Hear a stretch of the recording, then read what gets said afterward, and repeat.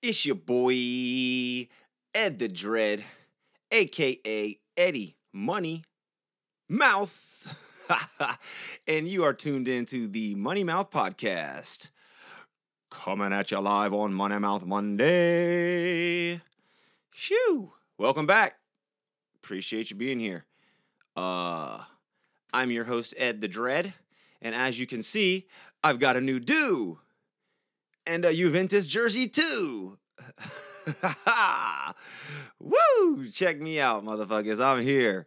Had to get the hair out of my eyes so I could surf waves better. Okay? If you've never been on my Instagram, maybe about a year ago, I had a post that would let you know 3 tips to get better at surfing bigger waves. Tip number 1. Always wax your board. It's like having a condom, players. Bring it, use it.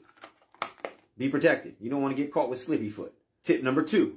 Always check your leash before you go out. Make sure there's no nicks in it, no dings, okay? Nothing that's going to snap it in double overhead waves.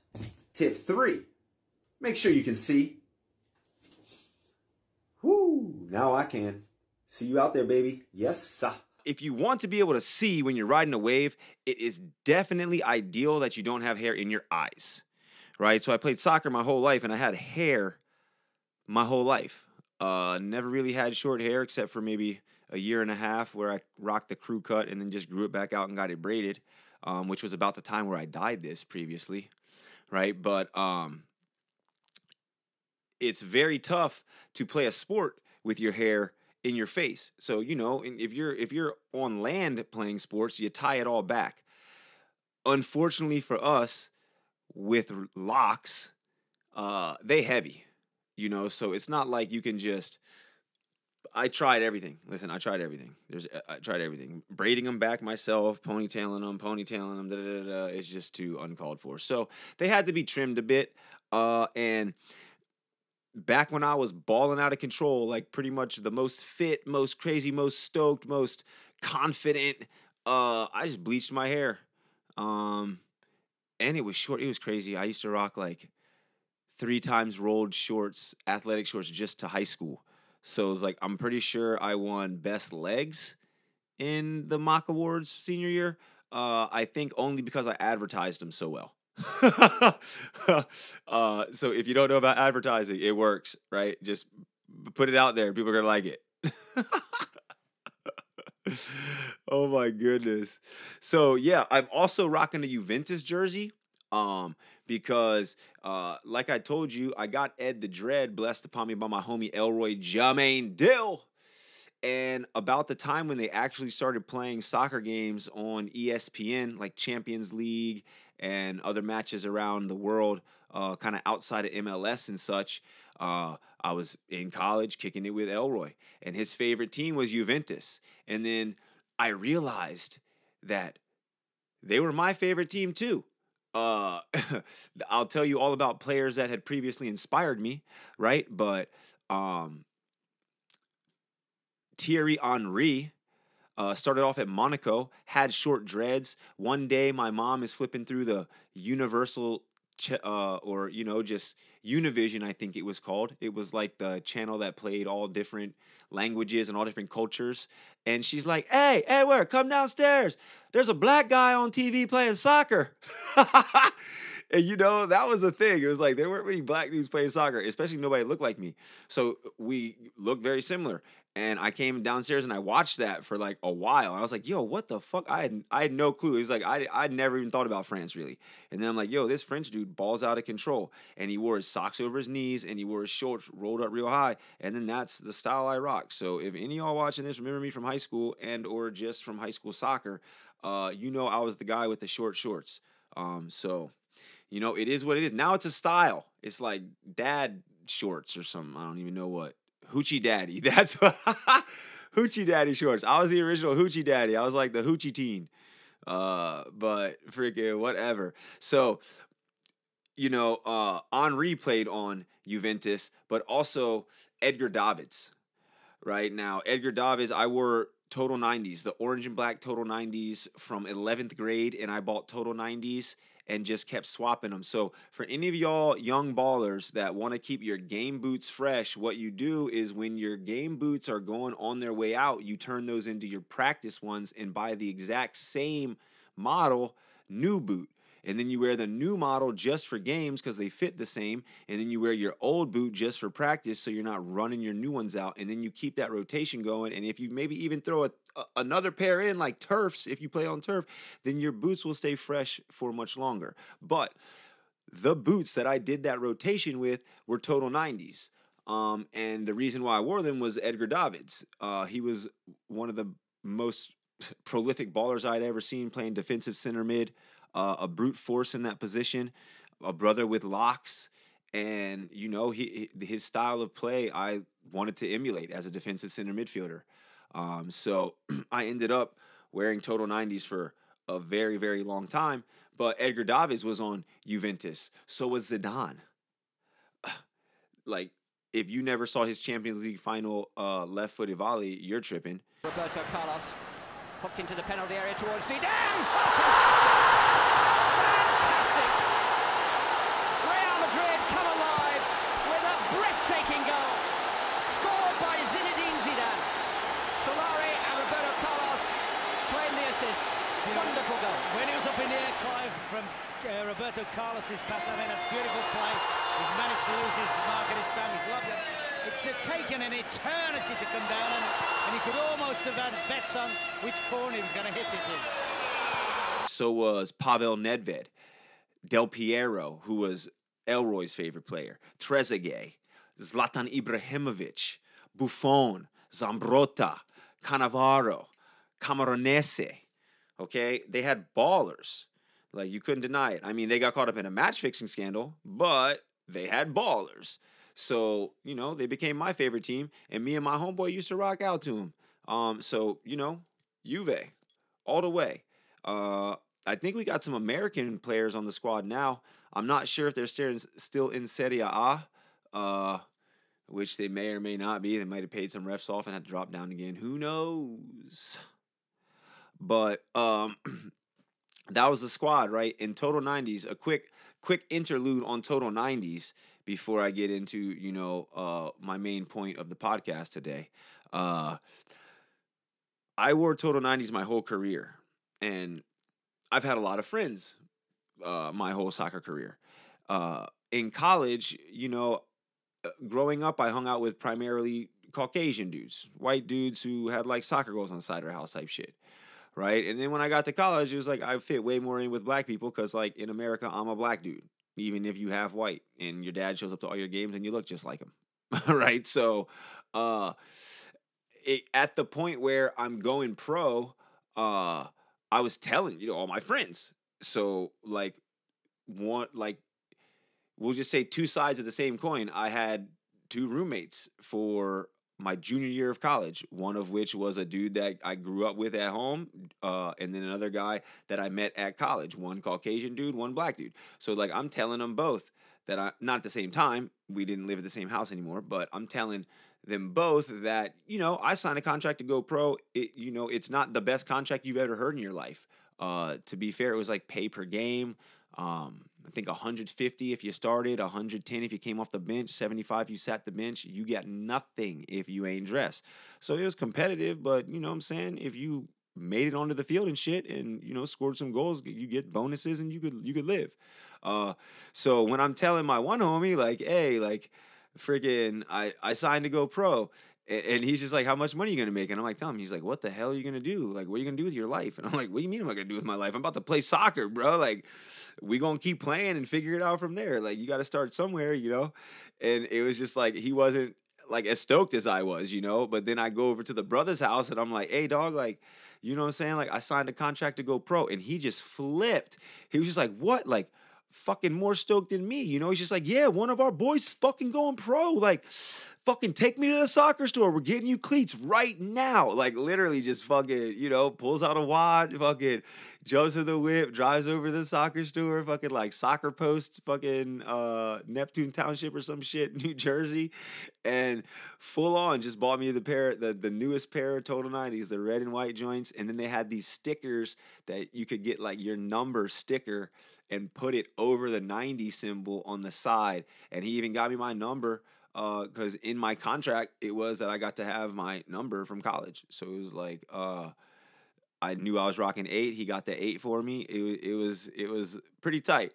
So like not knocking the other homie because we played soccer together. Him and other friends came and saw me play professionally and stuff. So nothing to take away from that guy being a part of my life and being a part of my soccer journey and everything.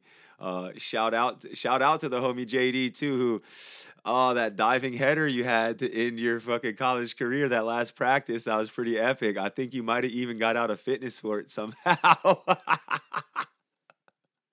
Oh shit. Oh man. But yeah, so the main point of the podcast today is I actually currently am a long-term sub, which makes me just like basically a teacher for the year. And I teach Algebra 1, which is, I would say, I guess my third go with Algebra 1, 3 years of Algebra 1 now. So like I'm pretty well versed in it. I actually became really interested in math because like the first African American teacher that I had was in middle school, Mr. Bradford. Shout out to Kevin Bradford. But he would ride his bike to the bus stop from DC, take the bus to the county, and then ride his bike to the school. And the dude like listened to Wu-Tang. He skateboarded. He wore Adidas Forms. It literally like did all the same shit I did. And I was like this little middle schooler, like, oh shit, thought he was the coolest guy ever. And I mean, he was, So then he got me really into algebra. I had already been playing chess. I joined the chess club in like 4th grade, and I was like the only kid to beat the teacher.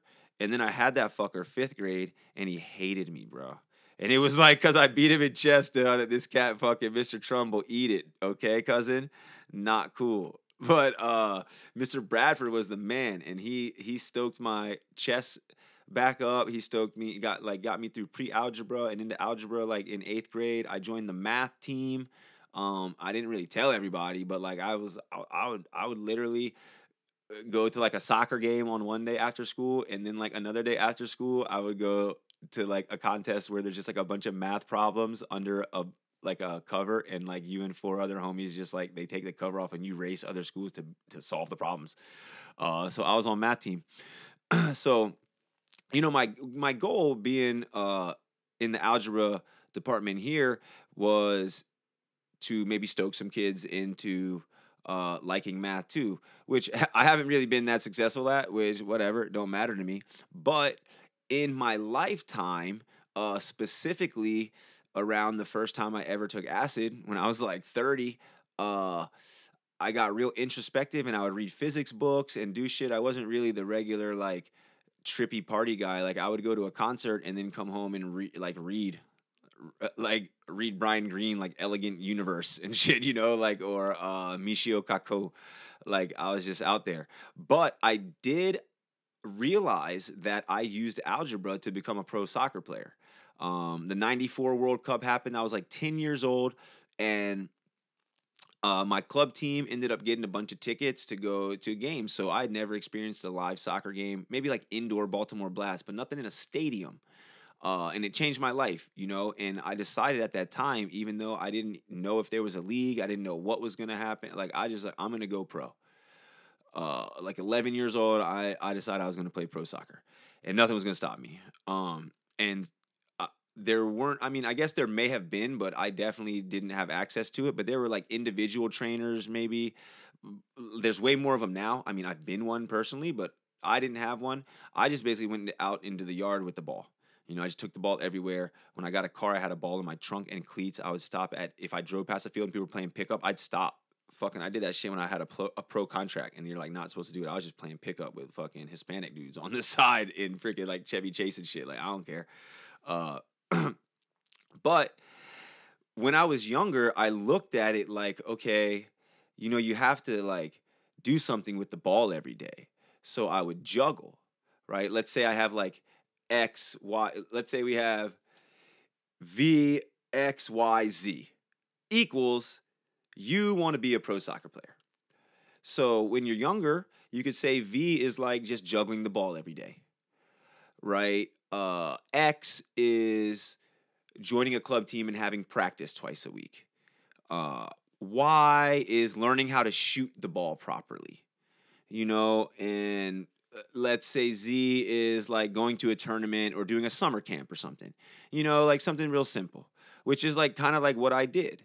And then it progressed to high school where you're like, now you're looking to do tournaments. You've added weightlifting, right? So maybe your variables are playing on a club team and playing high school. Maybe you're running, which I know a lot of people hate, but you have to be super fit to play soccer. So if you're not doing like extra fitness on your own, not only are you hurting yourself, like you're not at your full potential.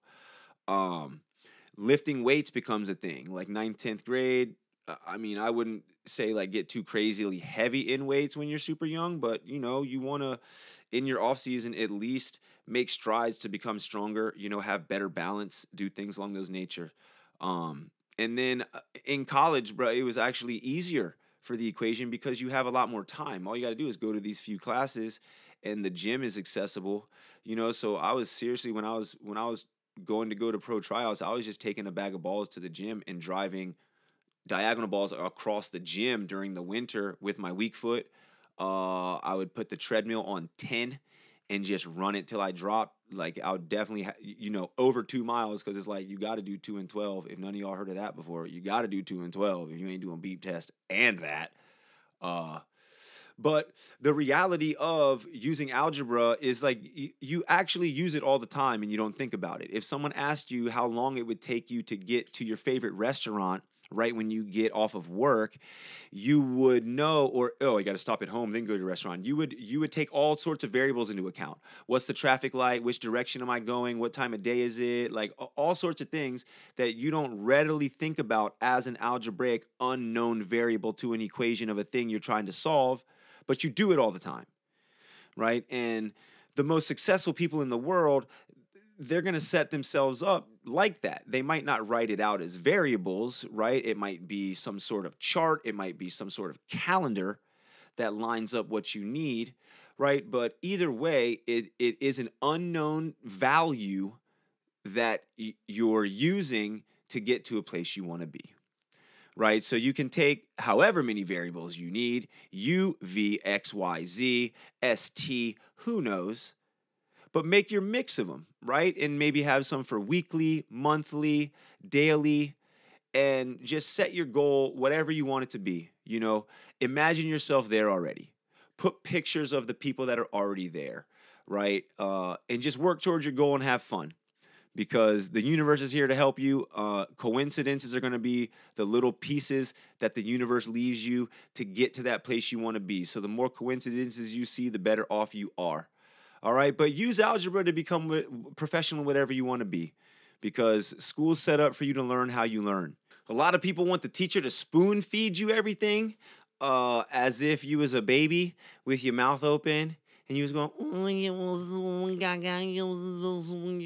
but that's not how it is, right? The educator's purpose is to give you multiple ways to attain the information, right? And then after you've seen a bunch of different educators and different viewpoints, you can now figure out, the best way for you to attain information that you want to use for your life, right? So algebra, again, it's problem solving, okay? It's, applied mathematically because it's the way that is given to you in school, right? But if you think about it as problem solving, you'll have a less stressful life. If you ask anybody who's older than you, what causes them the most stress is going to be some sort of problem, right? So if you can solve the problem, you're going to have less stress. Algebra, to become a pro, whatever you want, or to just live your life better. There it is, your math man, Ed the Dread, Eddie Money, mouth. And that was your Money Mouth podcast. Thank you so much for tuning in. I appreciate you greatly. Keep on listening. Share if you care. Click on like. And if you don't, I don't give a shit because I'm going to keep doing this shit. Yes, I bless ya. A hui ho kako.